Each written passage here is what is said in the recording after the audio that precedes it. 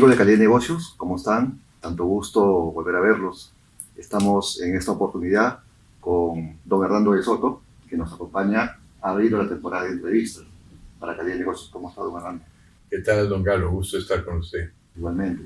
Don Hernando, usted es una persona que es un referente de calidad a nivel mundial. Ese es el motivo por el cual también hemos elegido a que usted sea nuestro primer entrevistado en la plataforma de Calidad de Negocios, lo cual estamos muy agradecidos. Entonces, en ese sentido, don Hernando, y usted siempre innovando en la temática de propuestas de desarrollo, está planteando una nueva fórmula que va a capitalizar, ¿no?, las acciones de desarrollo de un país. Por ejemplo, está usando la temática de blockchain. ¿Nos puede explicar un poquito, por favor, sobre ese tema? Claro, por supuesto. Lo que ocurre con la minería, y por eso nos preocupa bastante a los peruanos, porque somos un país con mucha riqueza potencial, es que hay los llamados conflictos sociales. Los conflictos sociales son que vienen las grandes mineras, ¿no es cierto? Y ellos tienen una concesión sobre el subsuelo. El subsuelo es el control soberano por el Estado. Y ellos lo que tienen que hacer es extraer del subsuelo el mineral. Pero para extraerlo tienen que perforar por el suelo, que pertenece a comunidades, a privados, a caseríos, a tribus, a agrupaciones, pueblos, etcétera, que es un distinto derecho. Anteriormente era relativamente sencillo, una vez que uno había recibido una minera, una concesión para extraer el mineral y ya luego asumirlo como propiedad, sencillamente eso prevalecía en el Perú y en todas partes del mundo sobre el derecho de las personas que ocupaban el suelo. Pero el tiempo ha cambiado y sin darnos cuenta, la mayor parte de la gente del mundo, los derechos de propiedad sobre el suelo han ido fortaleciéndose en comparación con los derechos del subsuelo mineral. Y ahora entonces la gente que está viviendo en la superficie de territorio mineralizado se está resistiendo a sucumbir a las condiciones anteriormente pactadas con las mineras, y han comenzado lo que llamamos nosotros conflictos sociales, que no son otra cosa que el Perú antiguo autóctono, que en muchos casos ya no quiere sencillamente dejar que las compañías extraigan a los precios tradicionales. Entonces, mientras que el problema siga siendo material, físico, territorial, entonces es difícil llegar a una conclusión, porque todas las guerras, o se saben muy bien los minerales, son siempre sobre territorio y recursos naturales. Eso es el 90% de las guerras del mundo. Entonces, mientras que estamos situando la realidad solamente en el contexto de lo físico, siempre va a haber problemas. Entonces, lo que nosotros estamos planteando con blockchain es la cosa siguiente: utilizar un sistema que permite titulizar y titular el valor de las cosas de acuerdo a lo que dicen los mercados globales, que es donde se vende nuestro cobre, nuestro oro, nuestra plata, nuestro litio, esperamos en el futuro. Todo eso está en mercados extranjeros. Entonces, ¿por qué no darle a las personas que viven en el suelo una participación, ni siquiera en las empresas, sino en el valor de lo que se va a extraer, de tal manera que los intereses de la gente que vive sobre el suelo estén alineados con los intereses de la gente que extrae del subsuelo, de tal manera que si le va mal a la compañía minera, le va mal también a los que están sobre el suelo. Si le va bien, todos prosperan. Ergo, todo el mundo tiene interés a pactar a largo plazo, y entonces el Perú puede realmente comenzar a ser una gran potencia minera, sin conflictos sociales. Y ahí viene el marco legal también. Usted ha mencionado que estamos llenos de normas, como lo sabemos, pero algunas no funcionan y otras funcionan. ¿Qué normas deberían potenciarse para que esta articulación efectivamente funcione? Bueno, la verdad interesante, don Galo, es que las normas ya están ahí. Lo que ha pasado es que el Perú no la ha notado. porque tenemos tan la cornucopia de normas en los últimos 30 años. En el Perú hemos producido cerca de 800.000 normas. En ese laberinto nadie se ha dado cuenta dónde está la ruta crítica entre el subsuelo y el suelo, pero está. Son más o menos 11 grandes convenios internacionales, pero principalmente 2 firmados en Ginebra, que dicen que la gente del suelo tiene derecho a una propiedad vinculada al futuro de un producto cuando sale del país. Eso es lo que dice. Y eso ha sido ratificada en los tratados de libre comercio, en los tratados de inversión bilateral que ha firmado el Perú con otros países e incluido en más o menos 1.496 normas peruanas que salen del Tribunal Constitucional, del Poder Legislativo, del Poder Ejecutivo. O sea, ya están en su sitio y nosotros hemos visto dónde están. Entonces, lo único que hay que hacer es concatenar esas normas con las prácticas que deben realizarse, pero como lo que ocurre es que los estudios de abogados generalmente están vinculados o con un lado las grandes mineras o con las comunidades, lo han visto como conflicto. Y nosotros estamos viéndolo como una posibilidad de crear un orden basado sobre los mercados de afuera, donde se venden nuestros minerales, de tal manera que los peruanos pobres se vinculen al capital, lo conozcan, se den cuenta que somos un país que no consume algunos de sus productos más valiosos, sino que son consumidos en un 99 o 98% afuera, que es lo que ocurre con los minerales, y además habilitar con eso la posibilidad de empresas locales formados por las personas que hoy día habitan el suelo. Entonces el problema ahí no va a ser en crear tanto nuevas normas, sino aceptar que existen nuevas y que los abogados del Perú tengan la humildad de reconocer que les pasó el agua debajo de las narices y no la vieron. Evidentemente el Perú necesita modernizar su marco legal para que efectivamente sea aplicable, ¿no?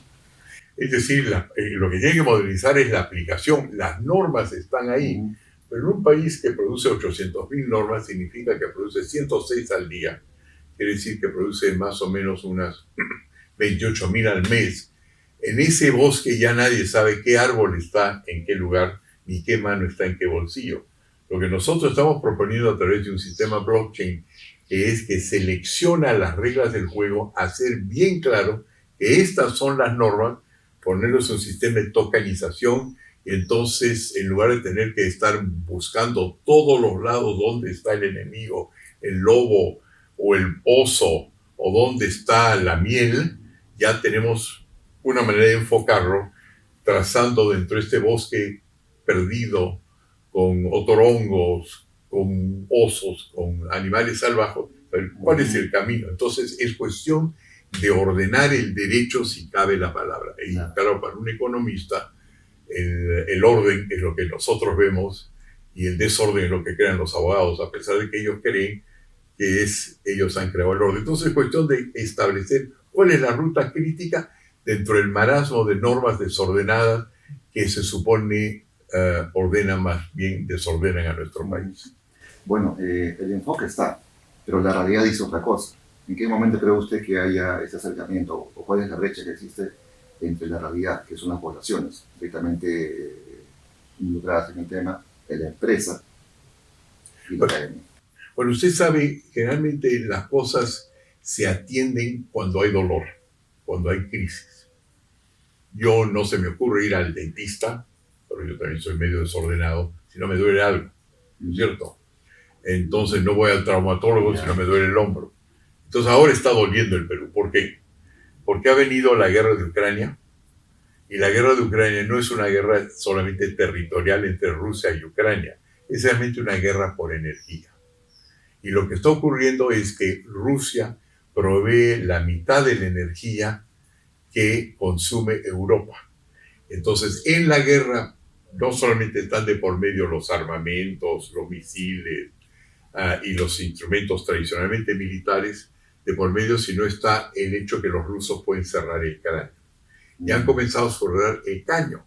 Y como no hay ya alternativas de petróleo en buena cantidad y a precios asequibles, Occidente, es decir, América del Norte y Europa y sus aliados en el resto del mundo, han comenzado rápidamente a sustituir ahora los combustibles fósiles, es decir, petróleo, carbón y gas. Y en ese momento todos ellos, que sean nuclear, que sea hidráulico o que sea eólico, cualquier otro tipo de energía ya no necesita gasoducto y oleoducto para ser transportado a su destino, donde es productivo, sino lo que necesita es cobre, plata y oro.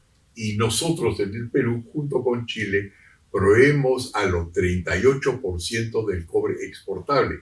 O sea que el cobre, tarde o temprano, y el litio y la plata van a ir subiendo de precio y van a ser materiales escasos.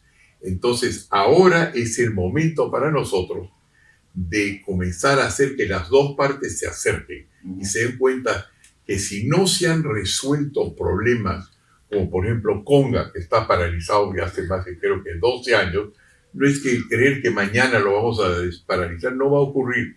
Ahora es el momento de hacer el cambio necesario.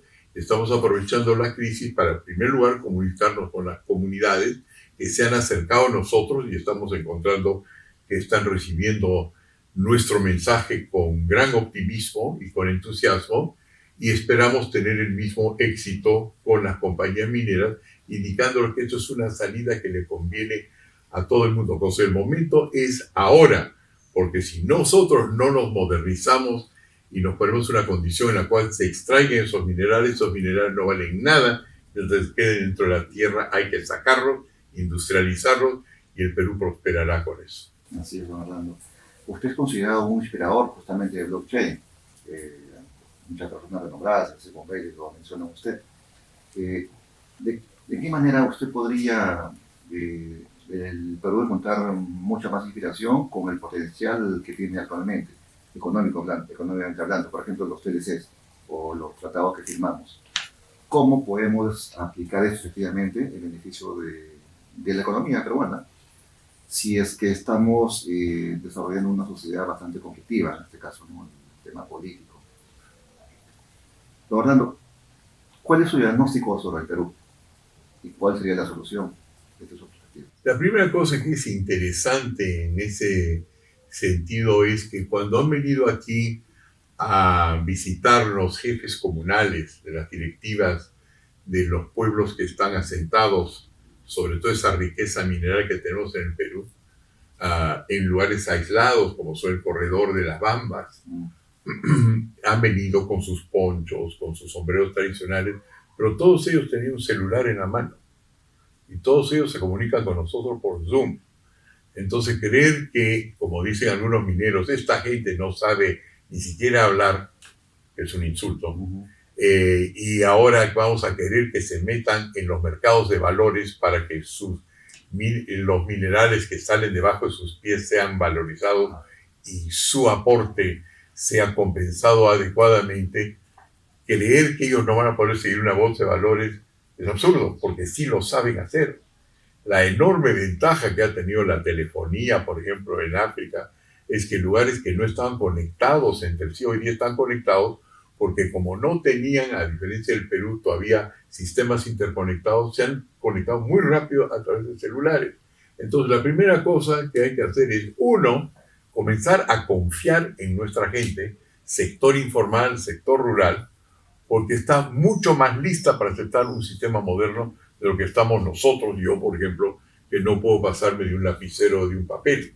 Ellos sí ya saben, probablemente primera generación que sabe en muchos casos leer y escribir, pero ellos ya saben cómo se maneja una computadora y saben comunicarse. Dice, yo no utilizo Zoom, utilizo Meet, no utilizo Meet, utilizo tal cosa. Entonces, a ellos entregarlos un sistema blockchain mediante el cual sus derechos estén plasmados en programas, en títulos, en valores internacionales, yo no considero que va a ser un problema. Eso significa que nuestro primer reto es que los peruanos que nos consideramos los cultivados, no comencemos a creer que nuestro pueblo no puede innovar, porque lo puede hacer muy rápidamente. Están listos, es cuestión de dejar de discriminarlos y creer que paternalistamente el Estado puede más que ellos. Ellos, al contrario, yo creo que están más listos para lo moderno y hacer progreso de lo que nosotros queremos. Han pasado 2 años de COVID encerrados, viendo en pantallas cómo vive el resto del mundo y ellos quieren ser lo mismo. Así es. Bueno, en esta parte de la entrevista vamos a pasar ya finalizando a una parte mucho más humana, de pronto algo lúdico para tratar de entender cómo se logra potenciar un valor, un activo, ¿no? Monetizarlo, darle realmente el valor que se requiere. Por ejemplo, en este momento está naciendo un niño peruano. ¿A qué edad considera usted que sería, a qué edad usted le daría usted un consejo económico a ese niño peruano que nace en este instante? Bueno, el que nace en ese instante no me va a entender, yo supongo un poquito más allá. Digamos que tiene 7 años, 8, no sé. ¿A qué edad 7, 8 años. Bueno, a mí me agarra usted en una posición un poquito débil, porque cuando yo iba al colegio nadie nos enseñaba economía en el colegio. Yo iba a los mejores colegios de Europa y nadie me enseñaba de economía. Si hay algo que nosotros podíamos, cuando yo tenía 18 años, o 17, o 15, o 16, o lo que sea, hablar de economía venía bajo el título de geografía. Ajá. Geografía es qué hace la gente, dónde la hace, por qué lo hace. Eso es lo que nos acercamos. Pero he visto ahora en el caso de mis sobrinos y mis hijastros, que ellos ya les dan cursos sobre economía en el colegio. Entonces no tengo la menor idea de cuándo es que la gente comienza a comprender lo que es económico, pero debe ser relativamente temprano, porque muchas cosas es cuestión de no identificar la economía con números, sino con necesidades. Y un niño sabe cuáles son sus necesidades y darse cuenta que hay mercado para literalmente todas las cosas. Y que el mercado no es una cosa fría, sino el mercado es verdaderamente una forma de formar consensos, ¿no? Porque los precios son a la larga los consensos. Entonces se me ocurre que se puede comenzar bastante pronto aceptando que una de las cosas que nos permite a nosotros seleccionar el mejor camino en los negocios es justamente tener un mercado libre. No hay que olvidarse que inclusive los chinos, como no tenían manera de evaluar el verdadero precio de una cosa, utilizaban el mercado de Hong Kong, porque el mercado de Hong Kong tenía los especialistas que pueden medir valores, que pueden identificar prácticas fraudulentas, y la misma cosa ocurría con Rusia. Rusia, cuando trató de crear una economía sin referencia al mercado, tuvo que recurrir al mercado de Londres porque no sabía qué era el precio de cada cosa. Entonces, eso yo creo que una vez que aceptamos que somos una economía social de mercado, lo que hay que hacer es acostumbrar a todo el mundo a que los precios se fijan no solamente localmente, no solamente éticamente, sino en base a la oferta y la demanda, y que detrás de eso hay mucha ética. En ese sentido, y aprovechando que tiene usted el escudo nacional en el pecho. Es un regalo de ambulantes peruanos, dicho sea el paso. Mira, ¿dónde se el regalo? No, me lo hicieron en las Malvinas. ¿Ya? Cuando estábamos en campaña, me regalaron varias camisas que tienen escudos de Arequipa, escudos del Perú y algunos escudos que tenían que ver más bien con sus intereses comerciales. ¿Y por qué escudo se inclina usted, el de Arequipa o el peruano? Yo peruano. Yo anteriormente era bien arequipeño porque crecí en el extranjero y mis padres hablaban del Perú en términos de Arequipa. Pero yo ahora me siento plenamente peruano, además peruano de convicción, porque si bien nací aquí, yo salí en brazos de mi madre a los 3 meses, yo estoy en el Perú porque quiero estar, no porque no me queda otra, cosa que con mucho orgullo llevo el escudo peruano. Perfecto. Y entonces estamos entendiendo de que los emprendedores, ¿no?, que son los que dinamizan la economía peruana, que en cierta manera también nos han salvado económicamente en la pandemia, ¿no?, el emprendedor que vende el día a día, ¿no?, son realmente la fuerza natural de un país como el Perú. Don Orlando, ¿usted cree que si las condiciones económicas del mundo no afectan, golpean mucho al Perú, se trata justamente sobre esta economía informal? ¿Está de acuerdo con eso? Yo estoy de acuerdo que con eso, pero vamos a comenzar a definir la llamada economía informal. Pero es casi como si hubiera una cosa blanca y hay una cosa negra. Sobre todo hay mucho gris. A mí me ha sorprendido, por ejemplo, a medida que he tenido que recorrer todo el Perú para hacer campaña política, cómo he encontrado no solamente a la persona indigente con problemas de una economía muy restringida, empobrecidas, hasta con hambre, sino hay toda una especie de clase media de millonarios que yo nunca había identificado. Y la cantidad de personas que yo he conocido en el camino, que les atribuyo entre 100 y 400 millones de dólares cada uno, es bien grande. Y evidentemente hay que tomarlos en cuenta, porque si usted calcula inclusive en los escándalos políticos que existen en nuestro país, ¿no? No es porque siempre ha venido un funcionario público corrupto de un partido político de izquierda, sino las personas que son culpables de luchar para sus intereses aprovechando el poder político son empresarios.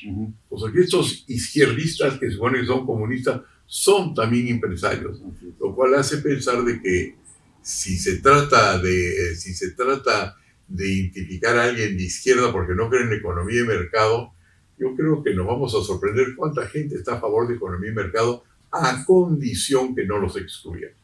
Si uno tiene una economía inclusiva en el cual el privilegio de hacer leyes no está circunscrito a aquellos que tienen un contacto especial con los congresistas o con el Estado peruano, vamos a encontrar que todos estamos más o menos ya en una economía de mercado. Lo que falta es organizarla y a los más prósperos de nuestra sociedad, los que tienen apellidos tradicionales, aceptar que esto es un Perú bastante nuevo y que la economía de mercado está mucho más enraizada en el país de lo que uno cree, y que si hay gente que se moviliza contra lo que parece ser economía de mercado, no es cierto, no está movilizándose con economía de mercado, está movilizándose con el privilegio ancestral que tienen ciertas clases políticas en el Perú, que la van a pasar muy mal si no aprenden a abrir el país y aceptar que hay gente con distintos grados culturales que también quieren ser parte de él. Ese niño que le mencionaba en el ejemplo, el niño peruano que nació, creció, tuvo hijos, tuvo nietos y bisnietos, y de pronto ya han pasado 100 años. Usted como peruano de corazón, de nacimiento, ¿qué le diría a ese peruano del futuro? A esa cámara, por favor, como registro. Le diría, ¿qué es el Perú? A esa cámara, por favor. Bueno, en primer lugar, el Perú es una identidad. Es una entidad que tiene una civilización.